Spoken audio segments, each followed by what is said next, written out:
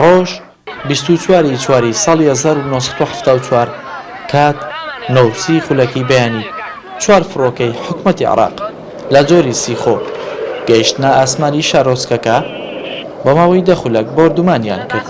16 بۆمبیان بەسەر شارۆچکەکەدا باران بەهۆیەوە 163 کەس شەهید و 300 کەس بریندار بوون. یەک لەسەر سێی شارۆچکەکەش خاپوورکرا. ئەو شوێنە قەڵاتجێ بوو.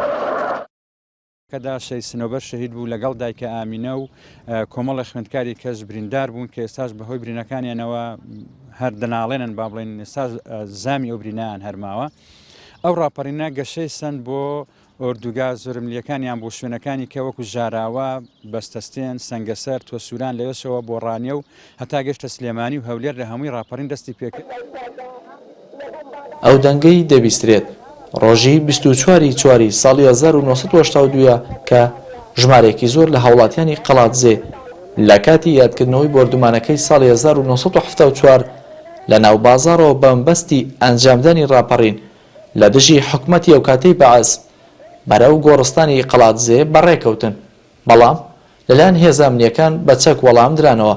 بەهۆیەوە سێ هاوڵاتی شەهید و 8 بریندار بوون. خەسوەکەی کردنە هەموو کوێتارە بوو. باینەکە چوون بوو مەکتەب مامۆستا ئیزنی داینەوتی بڕۆنەوە لەبەرەوەی ئەمڕۆ تارە قەسب دەکات.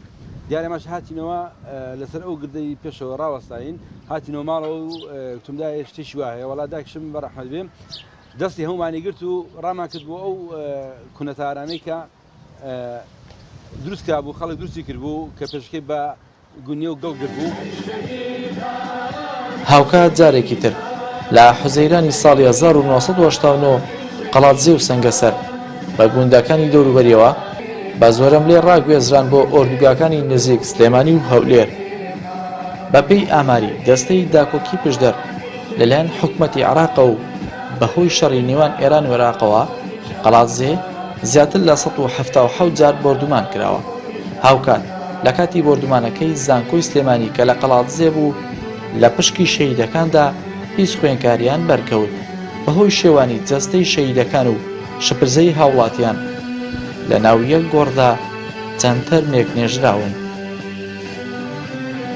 ئەگەر لە ئێستادا هاوڵاتێک گیان لەدەست بدات یاخو شەهید بێت ئەوە تەنها گۆڕێکی بەردەکەوێت، بەڵام لە ڕابردوودا بەهۆی بۆردومانەکەی ساڵی 1974 قەڵاتجێ کە تێیدا ژمارەیەک هاوڵاتی شەهید بوون ئەوە بە چەند هاوڵاتیەک گۆڕێکیان بەرکەوتووە.